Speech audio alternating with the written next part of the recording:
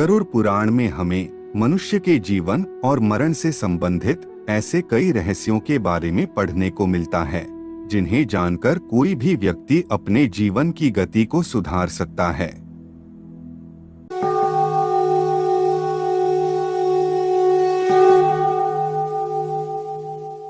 मनुष्य संसार में जन्म लेकर अपने पूर्व जन्म में किए गए पुण्य और पाप के अच्छे बुरे फल को भोगता है। मृत्यु के निकट आने पर वह प्राणी परिवार के स्नेह की वेदना से रोता हुआ परिवार के बीच में ही प्राण त्याग देता है।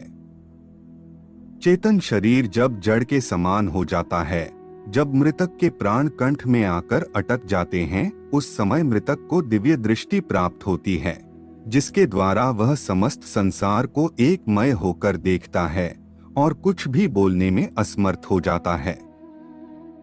इस कारण समीप में आए यमदूतों के भय से प्राण आदि वायु अपने स्थान से चल देती है।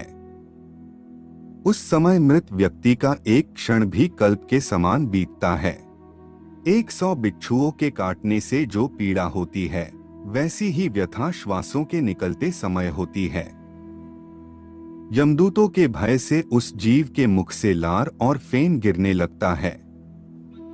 पापी मनुष्य के प्राण गुदा मार्ग से तथा पुण्यकारी व्यक्तियों के प्राण मुख से निकलते हैं। प्राण निकलते समय प्राणियों को यमदूत मिलते हैं, जो क्रोध से लाल नेत्र वाले, भयानक मुख, पास और दंड को लिए, नग्न शरीर, दांतों को पीसते, ऊपर को उठे केश वाले, कौवे के समान काले टेढ़े मुख वाले, विशाल नखरूपी शस्त्र वाले यमदूत वहां आकर उपस्थित रहते हैं। उन दूतों को देखकर भय से वह प्राणी मल मूत्र त्याग करने लगता है। हाय हाय करता हुआ वह जीव शरीर से निकलकर अंगूठे मात्र शरीर को धारण करता है और वह मोहवश अपने घर को देखता है। उस अंगूठे के समान शरीर के गले में रस्सी बांधकर इस प्रकार ले जाया जाता है, जैसे अपराधी व्यक्ति को राजा के सिपाही पकड़कर ले जाते हैं। यमलोक ले जाते समय यमदूत प्राणी को बार बार नरकों के भयानक दुखों का वर्णन बारंबार करते हैं। वह कहते हैं कि हे दुष्ट, तू शीघ्र चल, तुझे यमराज के घर जाना है। शीघ्र ही हम सब तुझे कुंभीपाक नामक नरक में ले जाएंगे। उस समय जो मनुष्य दुरात्मा होते हैं, उसे यमदूत अपने पाश बंद में जकड़कर मारते हैं, और जो पुण्यकारी होते हैं उन्हें स्वर्ग के पार्षद अपने लोक को सुख पूर्वक ले जाते हैं। उन यमदूतों के धमकाने से उसका हृदय टूट सा जाता है। भय से कांपते और अपने पापों का स्मरण करते उस जीवात्मा को यम मार्ग में कुत्तों से कटाया जाता है। जब वह मार्ग में भूख और प्यास से पीड़ित हो जाता है, तब उसे सूर्य के तेज और वायु के वेग से तप्त बालू रेत में चलाया जाता है। वह छाया और विश्राम रहित मार्ग में चलने से असमर्थ हो जाता है। तब उस जीव को कोड़ों से मारकर यमदूत घसीटते हुए यमलोक ले जाते हैं। ऐसे कठिन मार्ग पर चलने से थककर गिर जाता है, मूर्छा खाता है तथा फिर उठता है। इस प्रकार वह जीव अंधकारमय यमलोक में पहुंचाया जाता है। वे यमदूत उसको घोर नरक की यातना दिखाते हैं। यमलोक में पहुंचकर वह जीव यमराज के दर्शन करता है तथा घोर नरकों की यातना को देखकर यमराज की आज्ञा से फिर मनुष्य लोक में आता है। वह जीवात्मा 24 घंटों के पश्चात पुनः वापस आती है और 24 घंटों के दौरान जीवात्मा को उसके संपूर्ण जीवन का लेखा जोखा दिखाया जाता है, जिसमें यह आकलन होता है कि अपने जीवन काल में इस जीवात्मा ने कितने पाप और पुण्य किए हैं। इसके पश्चात आत्मा को फिर उसी घर में लाया जाता है जहां उसने अपने शरीर का त्याग किया था, और 13 दिन तक वह जीवात्मा वही अपने परिवार के बीच रहती है। मोह व वासना से भरी वह जीवात्मा बार बार अपनी देह में प्रवेश करने का प्रयास करती है, किंतु यमदूतों के पाश द्वारा बंद जाने से वह कुछ भी करने में असमर्थ हो जाती है। वह अपने परिवार, रिश्तेदार व मित्रों को उसकी मृत्यु का शोक मनाते देखती है। वह उन्हें चुप कराने का प्रयास भी करती है, परंतु उसकी उपस्थिति का ज्ञान किसी को नहीं होता।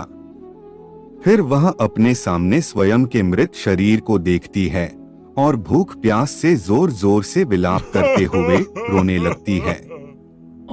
इसके साथ साथ गरुड़ पुराण में यह भी बताया गया है कि मनुष्य पुण्य कर्म तो करता है, परंतु उसके पुण्यों की संख्या उसके द्वारा किए गए पापों से कम होती है, अर्थात मनुष्य पुण्यों की अपेक्षा पाप अधिक करता है। इसके समाधान स्वरूप मृत्यु के पश्चात पिंड दान करना आवश्यक बताया गया है। 10 दिनों तक जीवात्मा के उद्देश्य से पुत्रगण पिंडदान देते हैं। अगर मृतक का पिंडदान नहीं किया गया तो जीवात्मा अनंत काल तक भटकती रहती है और हजारों सालों तक पीड़ा व कष्ट भोगने के बाद अगला जन्म लेती है। प्रतिदिन दिए जाने वाले पिंड के 4 भाग हो जाते हैं। उसके 2 भाग से मृतक का शरीर बनता है, तीसरा भाग यमदूत ले लेते हैं और चौथा भाग मृतक को खाने के लिए मिलता है। 9 दिन रात में प्रेत पुनः शरीर युक्त हो जाता है। शरीर बन जाने पर 10वें पिंड से प्राणी को अत्यधिक भूख लगने के कारण आहार रूप में प्राप्त होता है। गरुड़ पुराण के अनुसार 10 दिन तक दिए जाने वाले पिंडदान में विधि, मंत्र, स्वधा, आवाहन और आशीर्वाद का प्रयोग नहीं होता, केवल नाम तथा गोत्र से पिंडदान दिया जाता है। मृतक का दाह संस्कार हो जाने के पश्चात पुनः शरीर उत्पन्न होता है। मृत व्यक्ति के जल जाने पर पिंडदान द्वारा उसे 1 हाथ लंबा शरीर प्राप्त होता है, जिसके द्वारा वह प्राणी यमलोक के मार्ग में अपने शुभ अशुभ कर्मों को भोगता है। पहले दिन जो पिंडदान दिया जाता है उससे मूर्धा, दूसरे दिन के पिंडदान से ग्रीवा और दोनों स्कंध बनते हैं, तीसरे दिन के पिंडदान से हृदय व चौथे दिन के पिंडदान से पृष्ठभाग उत्पन्न होता है। 5वें दिन के पिंडदान से नाभि, छठे दिन के पिंडदान से कटिप्रदेश, 7वें दिन के पिंडदान से गुह्य भाग, 8वें दिन के पिंडदान से गुरु, 9वें दिन के पिंडदान से तालु व पैर और 10वें दिन के पिंडदान से क्षुधा की उत्पत्ति होती है। जीवात्मा शरीर प्राप्त करने के पश्चात भूख से पीड़ित होकर घर के द्वार पर रहता है। 10वें दिन जो पिंडदान होता है उसमें मृतक का प्रिय भोजन बनाकर देना चाहिए, क्योंकि शरीर निर्माण हो जाने पर मृतक को अत्यधिक भूख लगती है। प्रिय भोज्य पदार्थ के अतिरिक्त अन्य किसी भोजन का पिंड दान देने से उसकी भूख दूर नहीं होती। 11वें और 12वें दिन प्रेत भोजन करता है। मरे हुए स्त्री पुरुष दोनों के लिए प्रेत शब्द का उच्चारण करना चाहिए। उन दिनों दीप, अन्न, जल, वस्त्र जो कुछ भी दिया जाता है उसको प्रेत शब्द के द्वारा देना चाहिए, क्योंकि वह मृतक के लिए आनंददायक होता है। 13वें दिन पिंडज शरीर धारण करके भूख प्यास से पीड़ित वह प्रेत यमदूतों के द्वारा महापथ पर लाया जाता है और यहाँ से इसकी यमलोक की यात्रा आरंभ होती है। मनुष्य अपने कर्मों के कारण ही मृत्यु के पश्चात होने वाली यातनाओं को भोगता है। जो व्यक्ति जितना पापी होगा उसका अंतिम मार्ग उतना ही कठिन होता है और वह जितना पुण्यकारी, निष्कपटी और भगवत प्रेमी होगा उसकी स्वर्ग की यात्रा उतनी ही सरल व सुखदायक होगी। इसलिए हमें यह ध्यान रखना चाहिए कि कर्मों का फल जीते जी ही नहीं अपितु मृत्यु के पश्चात भी भोगना होगा। गरुड़ पुराण का यह भाग हम यहीं पर समाप्त करते हैं। इससे आगे आप अगले भाग में जानेंगे। वैदिक व पौराणिक ज्ञान प्राप्त करने हेतु वीडियो को अधिक से अधिक शेयर करें और चैनल को सब्सक्राइब करें।